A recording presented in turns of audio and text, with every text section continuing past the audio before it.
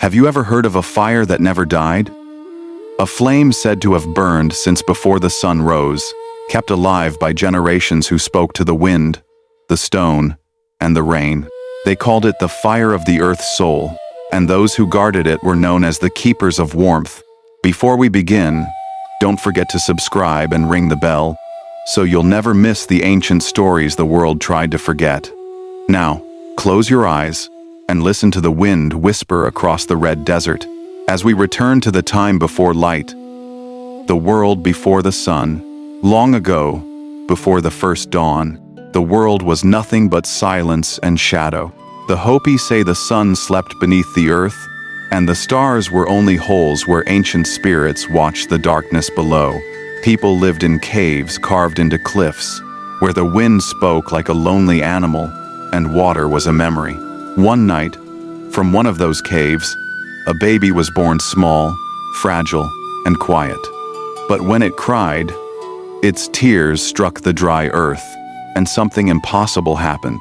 A faint spark rose from the ground, a glow softer than moonlight, and yet warm, alive. The elders gathered around it. They whispered prayers, offered cornmeal, and called it Tokatsi Tahu, the breath of life. That spark became flame.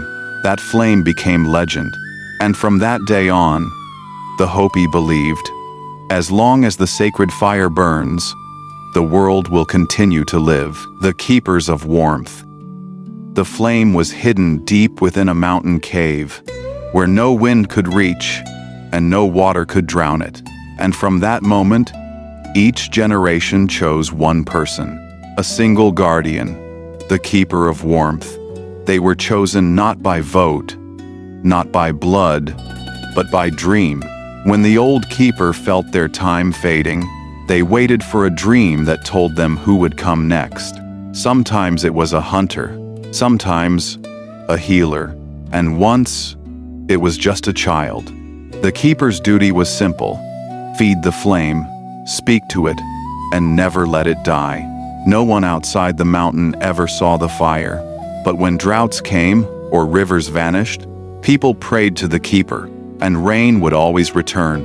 For centuries, the fire burned quietly, like the heart of the earth itself, unseen, but alive. Until one day, the dream stopped. The girl who dreamed of ashes. Her name was Tala, a young Hopi girl who lived on the edge of the painted desert. She was only 13 when the dreams began. Each night, she saw a flickering blue light, dying smaller and smaller until only smoke remained. And within that smoke, a voice whispered, "If the fire dies, the sky will never weep again." When Tala awoke, she found a faint shimmer on her palm, like embers still warm from a long-forgotten hearth. The elders were silent. The old keeper had vanished years ago, and no one dared to speak of the flame anymore. But Tala knew. Somehow, she had been chosen. The journey across the desert. At dawn, she left her home. No one saw her go. She carried only a water skin, a handful of corn, and her father's obsidian knife. The sun was merciless, the land endless. By the second day, her lips cracked, and by the third, her footprints disappeared behind her.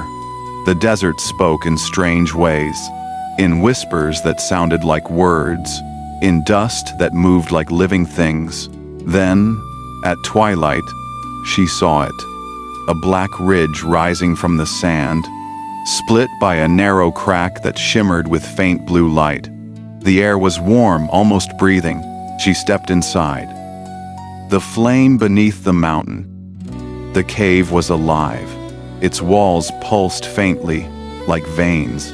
At its center stood the flame, not red, but a deep blue, burning without smoke, without sound. An old man sat beside it, his hair white as salt, his skin like weathered stone. He didn't move until Tala approached. Then he opened his eyes and the fire reflected within them. "The fire weakens," he said. "The north wind hungers again." Tala fell to her knees. "How can I save it?" The old man handed her a small bowl of water. "Give it this," he whispered. Tala hesitated. Water destroys fire, but the voice in her dreams echoed, and she poured a single drop. The flame flared, bright enough to fill the cave with light. On the wall behind the old man, symbols appeared. A circle divided into 4: wind, earth, water, and fire. The man smiled, his outline blurring like smoke. "Now it's yours." And then, he was gone. Only the echo of his breath remained, mingling with the rising sound of distant thunder. The first rain. When Tala stepped outside, the desert sky was no longer gold, it was gray. The wind picked up, lightning split the horizon, and for the first time in many years, rain began to fall. She raised her hands, and tiny sparks of blue light shimmered between her fingers, as if the flame had followed her. The people of the Hopi villages looked up in wonder, and though none of them knew her name, they whispered prayers of gratitude for the fire that refused to die. The prophecy. They say Tala never returned to her village. Some claim she became one with the flame, turning into the spirit of the desert wind. Others believe she walks still, appearing when the world grows cold, when humans forget what warmth truly means.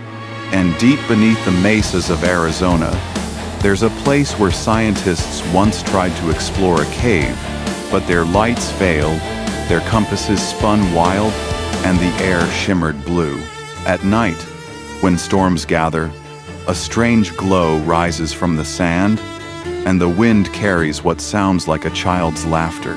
The elders say it's Tala, the keeper of warmth, watching over the flame that will never die. If you felt the wind shift while listening, maybe it was her passing by. Stories like this aren't meant to be proven, only remembered. So, if you believe in the unseen, in the old fires that still burn beneath the world, subscribe and stay with us, because there are still legends out there, waiting to be found before the last ember fades.